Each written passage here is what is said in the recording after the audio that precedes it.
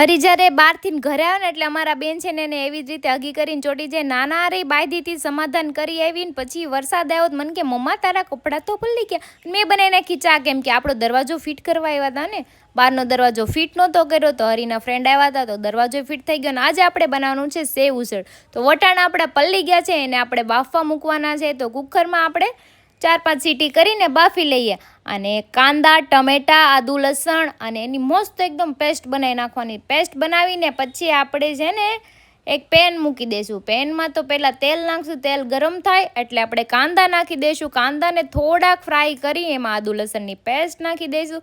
આદુ લસણની પેસ્ટ નાખ્યા બાદ આપણે ટમેટાની પ્યુરી નાખી દઈશું ને મસ્ત મિક્સ કરી દઈશું. મિક્સ કરીને પછી આપણે એમાં મીઠું નાખશું એટલે ફટાફટ આપણી ગ્રેવી રેડી થઈ જાય. અને જો આ ગ્રેવીમાં આપણે હવે બધા મસાલા નાખવાના છે. તમારે મારો ફૂલ વ્લોગ જોવો હોય ને ફૂલ રેસીપી મારી જોવી હોય ને તો મારી ચેનલમાં આવી ગયું છે, જોઈ લેજો.